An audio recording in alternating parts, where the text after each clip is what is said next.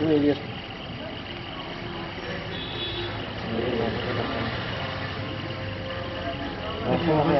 মোবাইলটো কমি যায় তাৰমানে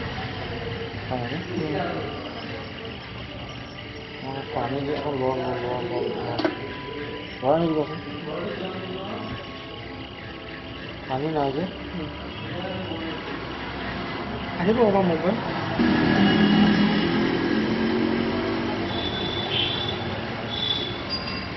মুখখন কি আছে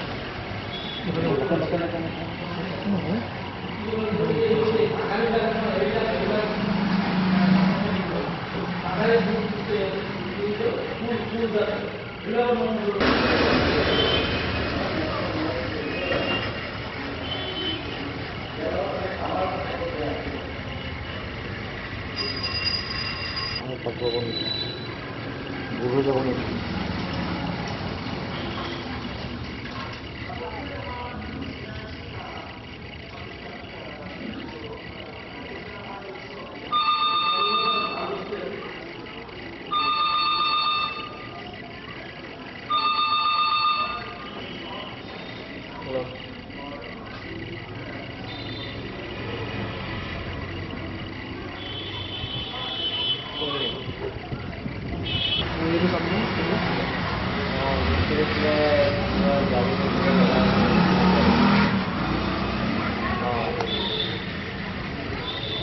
হ'ব নেকি এই স্প্ৰিঙৰ নিচিনা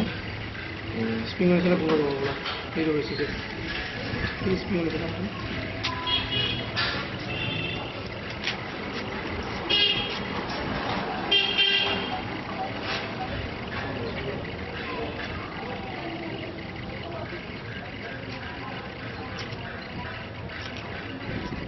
মানে শুনকচোন বগা কাগজ এখন উঠাই লওকচোন আকৌ চট ল'ব লওকচোন বগা এখন ল'ব লাগিছিল তেতিয়া বেছি জিলিকিলে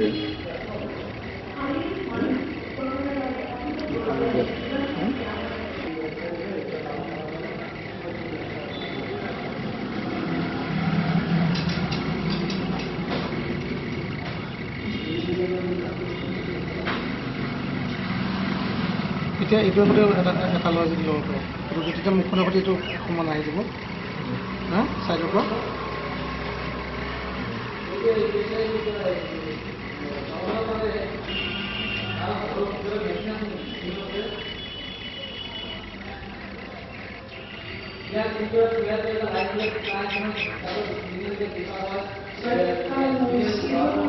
দিয়া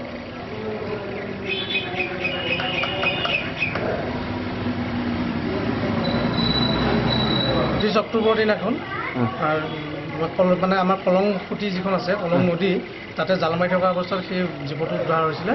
উদ্ধাৰ হোৱাৰ পিছত প্ৰায় 3 ঘণ্টামান সময় মুকলি জেগাত ৰখা হৈছিলে মানে পানীৰ পৰা বাহিৰত তাৰ পৰা আনি পেলাই মই ঘৰত আনি এটা বৈয়ামত পানী দি পেলাই আজি প্ৰায় 20 দিনমান তাক অবজাৰ্ভ কৰি আছোঁ ইতিমধ্যে মই জাগিৰোড কলেজৰ জিঅ'লজি বিভাগত প্ৰাণীজনী দেখুৱাইছিলোঁ তেওঁলোকে এতিয়ালৈকে সেই জীৱটো কি জীৱ চিনাক্ত কৰিব পৰা নাই তেওঁলোকে মোক পৰামৰ্শ দিছে প্ৰথমতে গুৱাহাটী ইউনিভাৰ্চিটিলৈ জীৱটো লৈ গৈ পেলাই কি জীৱ তাত কি জীৱ সেইটো মানে চিনাক্তকৰণৰ কাৰণে তালৈ লৈ যাব দিছে আৰু তাতে যদি চিনাক্তকৰণ নহয় তেনেহ'লে শ্বিলঙলৈ নিয়াৰ পৰামৰ্শ তেওঁলোকে মোক আগবঢ়াইছে ইতিমধ্যে জীৱটো মানে কি খায় আৰু কেনেকৈ থাকে মানে সেইটো বস্তুটো গোটেইখিনি মই অনুমান কৰিব পৰা নাই তথাপিতো সিদিনাখন মই অবজাৰ্ভ কৰি থকা অৱস্থাতে লাইটৰ পোহৰত এই বৈয়ামটো ৰাখোঁতে সৰু সৰু পোক কিছুমান তাত পৰি গৈছিলে আৰু সেই তেনেকুৱা সৰু সৰু পোক তাৰ মুখত দেখা পাইছিলোঁ আৰু পোকটো থকা অৱস্থাত সেই এটা স্প্ৰিঙৰ নিচিনাকৈ পাক খাই আছিলে মই এইখিনিলৈকে এতিয়া পাইছোঁ অবজাৰ্ভ কৰি